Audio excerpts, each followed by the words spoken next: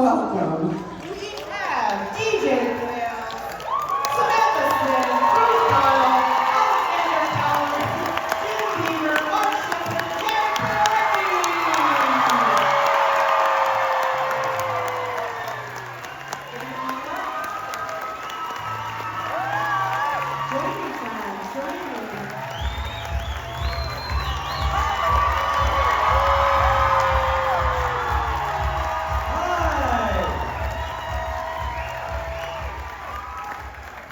amazing. Welcome to Megacon, folks. Thanks. Oh, it's an extra chair. I feel like you should be in the middle. Do you want to sit in the extra chair? I might take both. Great. Just keep this stretch out. Whatever you need to do.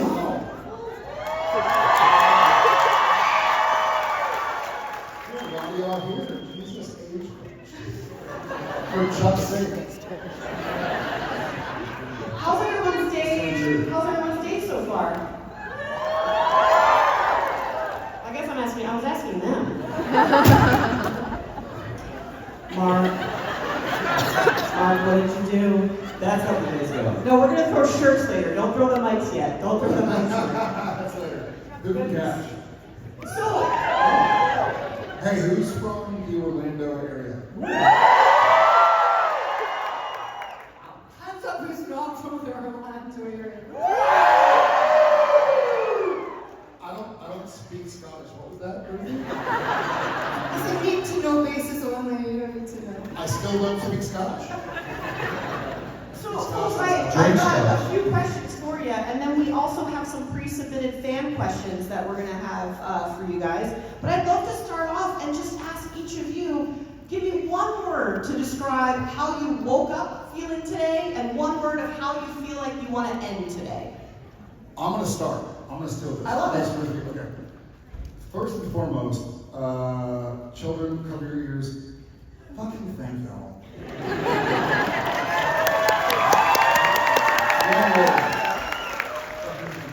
It's an honor. It's kind of this.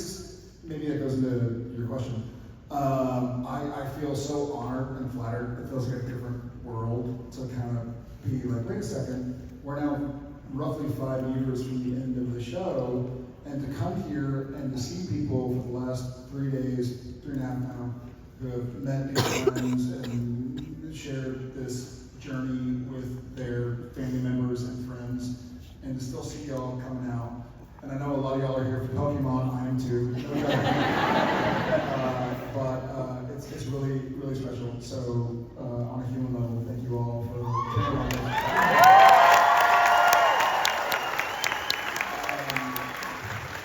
So to answer your question, I did wake up a little tired. Sure. So Genevieve, who was here Thursday, Friday, flew out yesterday morning, and we ordered room service. We got a bottle of champagne. We're like, yeah, like, here we go. But we're 42 and 44, so we're too tired to open it. So when I got home last night, Kobe and I went to Hooters to watch UFC and eat some games. And then I got home and I was like, I have a good idea. It's like 9:30 p.m. I'm gonna take this magnesium L-threonate like gel packet that helps you sleep. And I was like, and I'm gonna open that champagne and I'm gonna have some. I'm gonna drink some. So I did, and I had to pack it, so I woke up a little tired, a little regretful, but ultimately grateful. So I'm grateful for all y'all. This is really Did you miss the part about one word? So fair enough. Magnesium L-threonate does make you sleep pretty quickly, and champagne. What is happening? As moderator, I'm going to shut you down. One word, fine, one word. I woke up wet. You say wet? Did you say wet?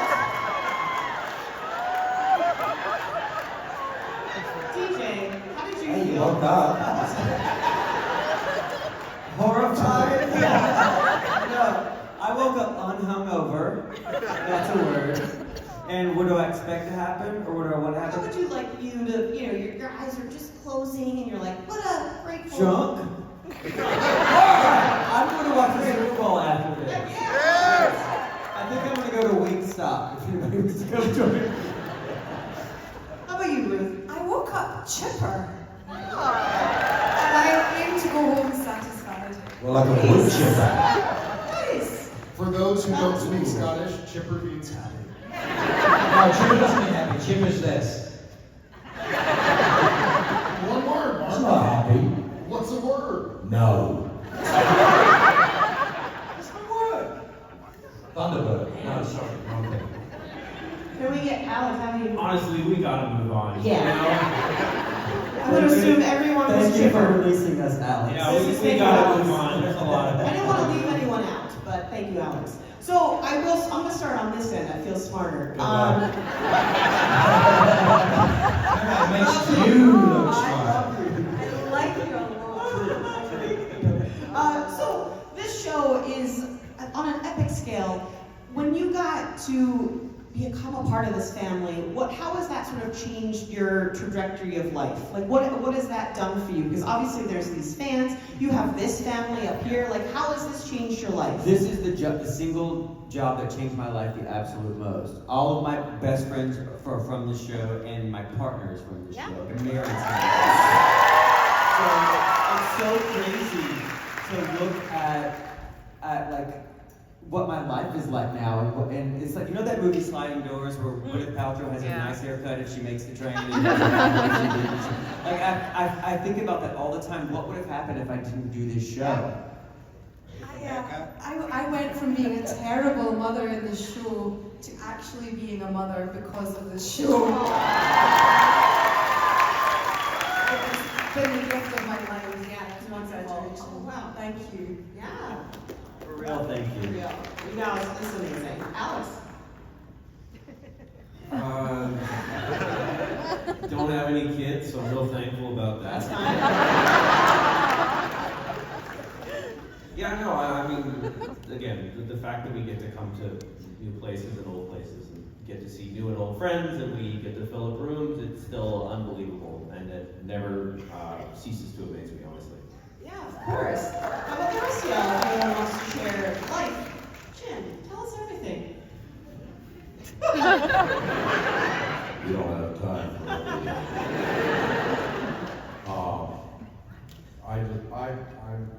I'm very grateful that I got to, I got to work with these people and I got to grow old with the show, which was easy because that's how I started. And there's quite a number of people who were on this show that I actually still like. And it's a limited number, but Two of them are on the stage right now. at least Jim and you. but I still like all you guys. So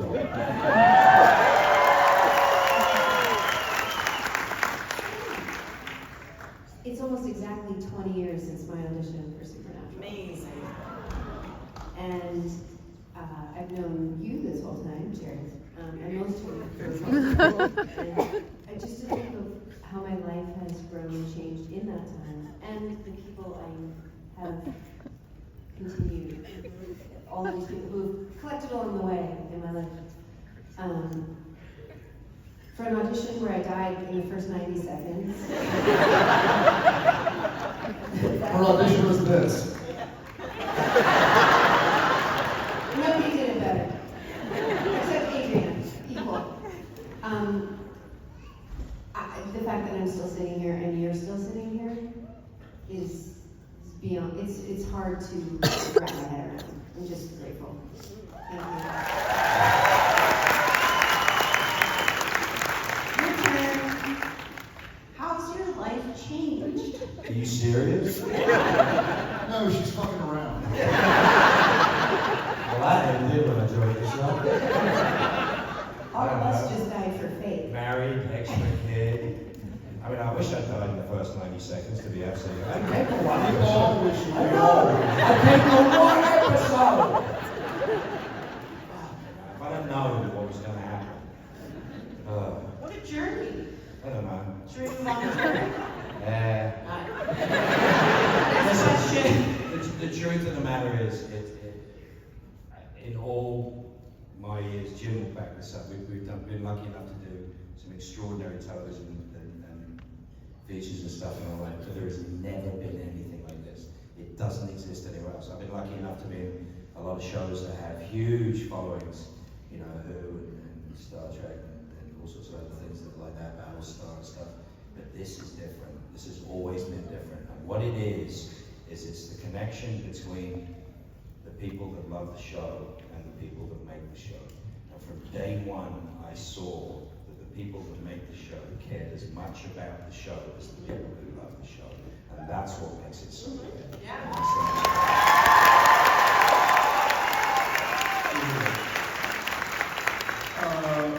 Okay, I'll give it a go. Hold on, you woke up wet? You said one word, so I tried to do one word, Mr. Sheppard. To Sam's point, I do think 20 years ago today, we were filming the pilot. I know we were shooting on March 1st because that was Vincent's birthday, and we celebrated it during the pilot. And either we were shooting the pilot or I had it at home and I was trying to go like, what am I doing here?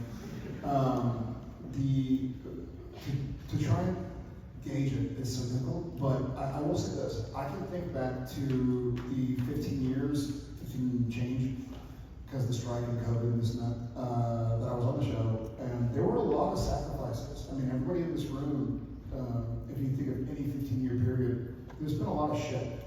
You know, there's been a lot that like, this sucks, and I don't want to wake up, and I don't want to leave the house, and I don't want to get out of bed, and I don't want to go be with that person or do that. But in hindsight, I just feel so grateful for y'all, honestly, because I was very public about some of the shit I was going through that I'd been kind of not secretive of, but hadn't shared yet. And I was met with such love and acceptance that it meant a lot to me and hopefully to some of y'all as well. And I just feel grateful. This is, I'm gonna make a weird analogy, and I'm like the king of bad analogies, so bear with me.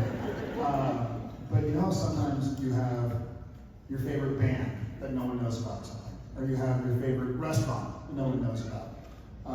And you can walk in, get a table, like a happy hour on a Friday, like cool, like this is my favorite place anyways. And then when people start finding out about it, you're like, shit! This feels the opposite.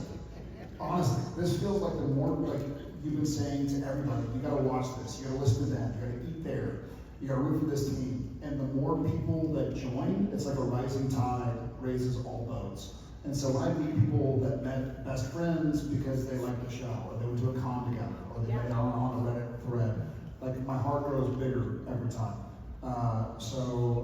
Again, wet and gratitude. I'll take 2 words. I'll bring 2 words. That was a great analogy. I love you. I'm going to start a band called Wet Bread. Someone make a shirt. I'll wear it. I'll wear it right now. No, it's true though, because we all have our comfort shows, and sometimes a lot of other people watch those, and sometimes they don't. But like when I started watching this, and because of my anxiety, it is a show I like to put on something that I know what's going to happen. I can probably recite the lines because it makes me feel comfortable and safe.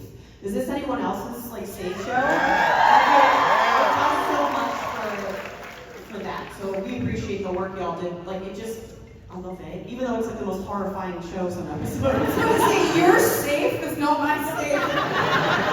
I like the Golden Girls. Like That's true. This show has an enormous number of disemboweling for a safe show. That's where I feel most safe. You gotta remember something. What makes it so different is that's why I hate the idea of fan. We always hate the word fan. Fan comes from fanatic, it's a negative, it's always been a negative. Supernatural family is seeing what people do with other people in conjunction with the show, sharing knowledge, doing stuff. My friends here, you know, do a lot of charity work, do a lot of things that they care about. It's enormous, but you guys make it bigger. It's not a normal thing. It's a wonderful antidote, as far as I'm concerned, to the craziness of the world. You know, our mental health struggles. We're all vocal about it. We are very vocal about it. You know, you can be famous and in the news and whatever, and nobody knows anything about you. And the truth is, we've been around doing this for so long. They pretty much know most of it. That, you know, we've been through it quite Hard to hide. Hard to hide. Absolutely, it's hard to hide. And we are so, Steve, right? We are so grateful that it's taken us all together, you and us, on this journey. And there's new people. That's what blows my mind. For sure. The streaming is so helpful because like 10-year-olds can now become fans, you know, and that's Who's letting their 10-year-olds watch Superman?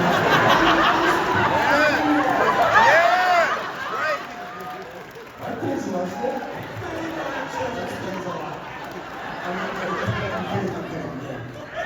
We're still trying to decide whether or not we let our 12, 11, and 10-year-old watch Uncle Jensen kill Mom. At this point, we have a family. We have a family here, and then on stage and on camera, there are these talented, wonderful, beautiful people, and Mark Sheppard, who's all.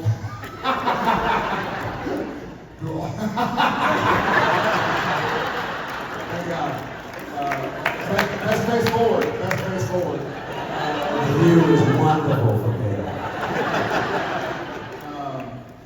It was great along the way. We were also, and I mean this, and I'm looking at a full fucking theater. We're looking at a full theater at Megacon 2025.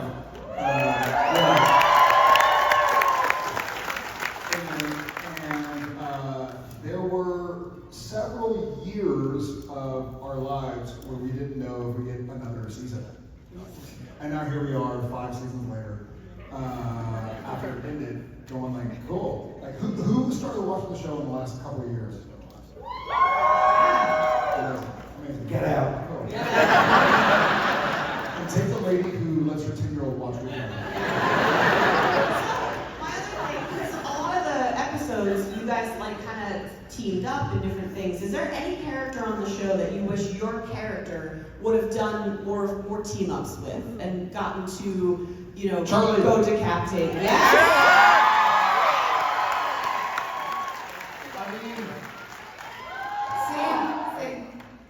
Same for you? Same, yeah. Charlie, Felicia and I actually talked about going and filming our road trip just by ourselves. She's I got to run her panels twice now, and honestly, that's all I wanted to talk to her about, but I guess she does other things too. I mean, redheads unite. Rowena and Charlie, I'd watch that show. Yeah. Right? What about the rest of you? Team-ups? I want to hear Alex. What's your answer to this? I want to hear yours. More time getting drooled on by Garth. You know? I almost drilled on him once. They gave me these new werewolf teeth. No, but like, it's not that you drool on me. It was more that like he's straddling me and he's like, oh, sorry, and it's tumbling out of his mouth, and I don't know this guy. drank Michael's grace, and I was on top of you. Kind of like you, but they gave me these new werewolf teeth that were too big They for were my not mouth, for you at all. so I couldn't close my mouth over them. And so they were making me go at him for a long time, and I was like, you need to call cuts. I could see drool coming on the side of my going toward him, and I'm like, I'm really trying very hard not to drool on you, Alex. I'm just laying there like, it's okay, dude, it's fine. I will say, having worn vampire teeth and werewolf teeth and this and that as Sam, DJ is my absolute favorite other actress on the show to wear it, because in person at least, they look fucking stupid.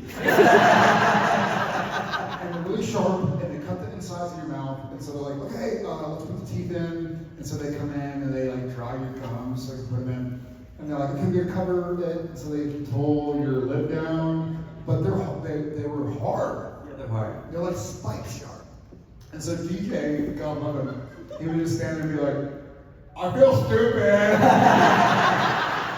Turning into a werewolf without CGI looks dumb. Because you're in front of a full, my castmates, and 200 people behind the camera doing this. If you don't do it, it don't edit, so you have to, but it looks so stupid and everybody around me is doing this. This motherfucker. And you, more than anybody, you stand there on your mark and you be like, I feel stupid, do I look stupid? And we're like, you look great. I nicked my penis with those werewolf claws. I did. You heard it right. You heard it right. So the first iteration, so later they were like V press-on claws, like you could just press them on. But they brought in full, like they hired like some prosthetic makeup people to come in and then put them on from the knuckle. And so I went to the bathroom and pulled my pants down and couldn't get them back up. That's what they all say. So I had to back out and ask for a PA to come and pull up my pants, and my penis got caught in my waistband. So I went to push it down and I dipped my penis. Was that like a humble brag? No! Yes. That's a sweet story. That's a Yeah, sweet meet cute. so you also on set felt wet. And because it got caught in my waistband, grateful. You don't get stories like this with a Dick Van Dyke show. Oh, what about the, did you have a Actually, team? in all seriousness, Sam and I, we were great friends from doing these wonderful conventions. We tried really hard to be in a scene together. You all can't see it, and it wasn't edited in, but you know the episode where I kind of make a vagina in the air that everyone was Sam and I kept making as much eye contact as we possibly could in the scene, thinking that maybe somebody would notice, or somehow we really have acted together. We tried, but I don't know. Maybe You tried to have a meaningful look, like, yeah, we tried. We tried to like a bad mother's combo. Maybe a badass team up though. More of that. Any other team up dreams? How about any other, Mary? Oh, I'm sorry, Coach Mary. Is that silly? you're not alone. Okay. Sam, what else did you were Yeah, what? You just me. And, like on set, you have to call me Girl Sam, because otherwise it's too confusing. I think I would have. That's what I call the other Sam.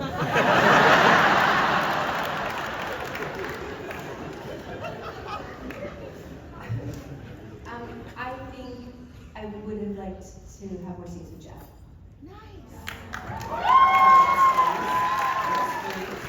Well, besides werewolf teeth, did anyone else have mishaps with your, because a lot of times you're doing spells, you're doing crazy things. What are some mishaps that may have happened on set? Please share everything. I think some of mine made it to the gag reel. Yeah. I broke my hand, I ripped my pants.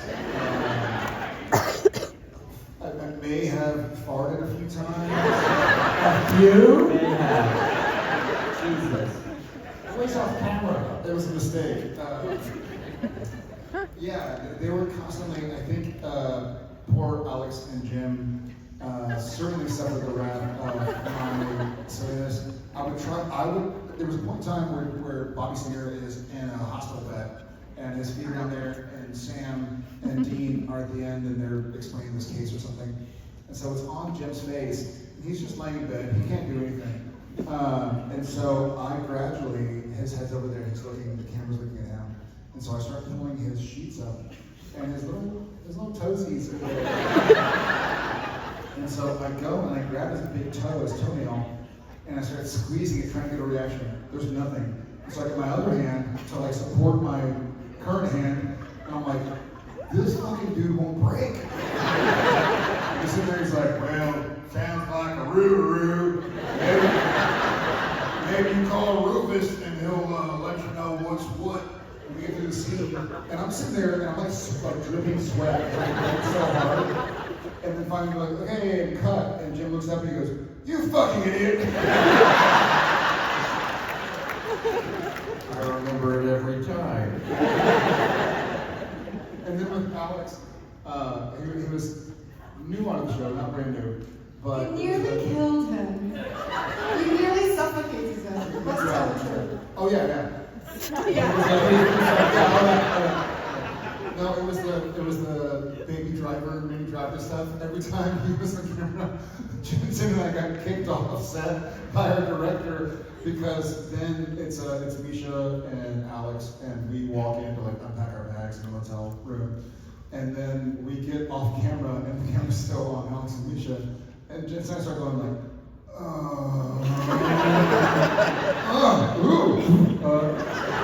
the camera's still on them, so finally Nina Lopez Corrado, who I adore with all my heart, our director. Oh yes. She's like, hey, Jensen, Jared, y'all rap. And we're like, really? What? Yeah, go home. We can do the rest of it. Like, but wait, aren't we the leads of the show? Like, get out of here. You guys were actually so good at your jobs that we needed you offset. It got to the point where like sometimes it'd be like, you know, you guys have to go press something, or Jared and Jensen would leave, and they'd be like, is it okay if we just use like a piece of tape? I'm like, I'm begging. Please. Or they'd be like, Jared has to make a flight, he's gonna see his family. I'm like, fucking send the guy home, please. And then they leave, and everybody on set, and you're like, you know, less laughs, but let me tell you, we made those days. Well, I have some lovely pre-requested fan questions, and so I want to be able to get to a couple of these. And I actually love this one. This is from Jordan Miller from Jacksonville. Jordan, are you here? No. So these were submitted on the internet, so I just like to check just in case. But if your character could have any other completely different profession, what do you think your character would do for a living? And that's just you sharing. Gynecologist. Now, I'm not a woman, but if I scrolled into my gynecologist appointment and Jim was there, he's like, we're going to need you to spread him. Like, Scoot down. No. I don't know how you feel. Wow. Anyone else's character have a dream profession? I think I'd be a great teddy bear doctor. Teddy bear doctor. I don't know what Crowley would do. Or a yoga teacher. We saw kind of. I'm very bendy. Nothing. Don't show your 10-year-old. Yeah, the character. Yeah. Or you. What else would you love to be, Sam? Like in real life? You can choose either. Now I've opened it up. You can choose what you would do besides this or your character. Well, they're kind of related. If it were me, Sam, I would probably be an architect. And if we were married, she'd probably run like the stock room at Home Depot. You are very good at spatial planning and decorating. Very good. You guys don't know that, but what you've done to your house is so beautiful. Like, I'm so proud of you. That's awesome. Thank you. So you're doing it. You're doing it on a level. And killing it. And she's inviting all of you over to see. I think Rowena could have been a good diamond expert. Oh. And I think I would be a good diamond. That's good. I love diamonds. I probably Garth would be a guidance counselor. Like, he gives that kind of energy. And in real life, I would be an art dealer because I collect art and it's my biggest passion. Yeah. You also do the art as well? No, I like it because I can't do it. Like, you know what I mean? It's fascinating. And also, it's a record of our experience as humans, right? So it's like, this guy did this, and this woman did this on this day, at this point in time. It's pretty dope. Have you seen any of the art down in Artist Alley with your faces on it? Is that Amazing. insane? Like, Yeah. it's beautiful. And we get given so many like beautiful drawings and paintings of ourselves. I saw somebody's calf with my face on it. Yeah. Yes, Their calf. Oh, I thought you were like Amazing. catheter. Like, I thought that's where my mind went. I'm like, that's weird. Someone's catheter bag. Cat. I wanna sell DJ out for a second here. Bear with me. It made me laugh so hard. And Jensen, we were doing maybe your first episode or something, and so I'm a large human. I used to be bigger when I was like in my 20s and 30s and working out and eating a bunch. But DJ is very lean, svelte, handsome, beautiful, but a lean human being, you know? And so we were doing some sequence, and they bring in the stunt guys, and the stunt guys are all bigger than I am. And at the time, I'm like 6'5", 220, 230 or whatever. And so, like, Garth saves the day. And so they had this thing blocked out, like Garth comes in, pulls one of the vampires off, and like kicks another one, and does something. And then we all get there to block, and they're like, you know what, DJ, hey, you know what? No, forget the blocking, we're gonna give you a taser. So we're gonna taser you out. Are you familiar with my work? When I saw people doing all that stuff. And DJ says, and I want you all to check this out, DJ is like, and I think he's accurate, he's like, I think I've tased more people in TV shows and movies than any of them. I have the Guinness Book World Record for tasing on The television. world record of tasting on television, because they're like, no doubt you're fit and all that, but it's gonna look weird if you like pick up some dude that's 200 pounds, so why don't you just tase him that? Make it easier. I also would like to go home tonight. Not in an ambulance. So another question, and I'll open up to all of you. This is from the lovely Olivia from Tallahassee, Florida. They're wondering, since some of the scenes were somewhat intense and very dramatic and things, was there any particular day or scene that you felt just drained after filming that particular scene? Because of somebody else, because of us. No, No, I hear that. Yeah. Well, here's what I'll say to that question. I don't know if I'm answering it, but I can think of 2 specific times where somebody's off camera was really intense, and not like hey, it's a 2-shot when you see both people. One was at the end of season 2, maybe in season 3 when Sam dies, when Sam's killed, and I'm dead in the bed. Yeah, sure. No, it was 20 years ago. Watch the show. Unless you're 10, then go and watch the show. Okay, but one was when Jensen or Dean is kind of like crying over Sam's dead body, and I was there and I was trying so hard not to breathe because Kim Manners has set up a shot where it's kind of over me and I have the dead makeup on and stuff, and Dean's kind of going through everything, and I remember like. That was ironically, like very difficult to shoot because I was just trying to go like, I wanted to cry. I was hearing Jensen do his performance and I was like, don't do it, don't do it, don't do it, like, don't breathe. And so I was trying really hard. And then another time, where off camera was so important, and if y'all know me and have known me for a while, I hate giving credit to Mark Sheppard, but I'll give credit to Mark Sheppard. I mean that with all my heart. In Sacrifice, in the finale of season 8. I mean, he was, you know, Sam's going through the trials, and I was all jacked up, and he's tied up in a chair, and so I've never, in 25 years in the business, you know, 500 episodes of television and some movies and whatever, I've never listened to music in between takes, but I wanted to like get there and feel it. And so they have a 20-minute set and be like, hey, Jared, you want to go back to your trailer? And I was like, no, I'll just put my headphones and sit there and like listen to Sigur Rós. Great band, if you don't know. Yeah. And then they would offer Mark, like, hey, do you want us to untie you? You go to the bathroom. And he would kind of look at me and be like, no, I'll stick around. So he would just stay there in the chair so that I would have my preparation and he'd be there when they were able to call.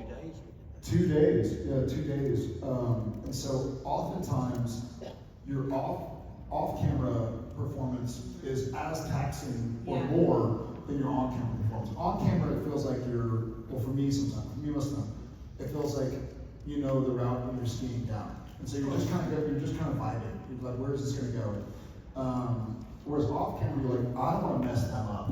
And so you can tell the way somebody does their off-camera how committed they are to it. As if they're like, whatever, I'm trying to say the words, or if they're like, yeah, let's see where this dance goes, having like an appropriate and committed dance partner. Oh, that's lovely. Mark, you're professional.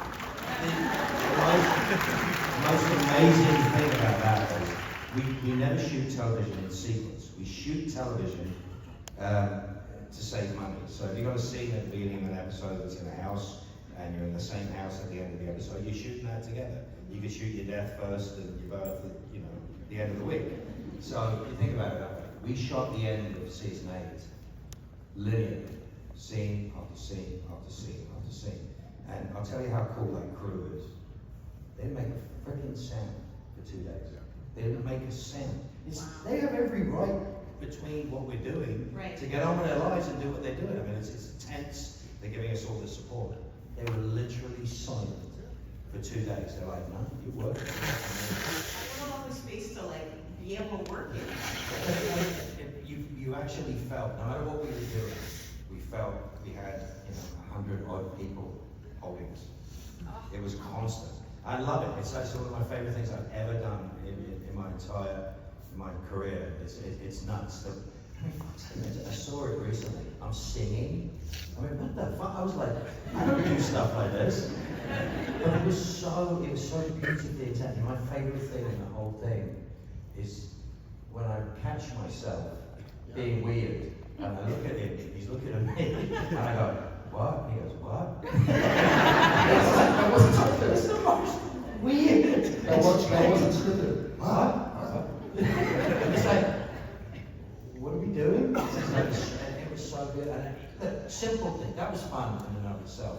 And then Milosh coming downstairs with the wireframe drawings of the angels falling from the skies. Everybody just goes over there, everyone's looking, oh my God, this is going to be amazing. Oh my God, this is going to be amazing. And that's the tone on that set. That's the feeling on that set. That every single person there wanted it to be as good as it possibly could be. And that's a joy. And that doesn't exist everywhere. I'm so proud that, we had number 1, number 2, and everybody else setting the tone. It's very much like That's why Jared was twisting my toes while Bobby was dying. He didn't do that shit to me, you know why? Because I'd sue. You wrote something rude on the back of my car, and you were so happy about doing it. You came up to me dancing like a puppy dog. Hey, you see it? And I went, if you scratch my paint, it's going to cost you $6,000.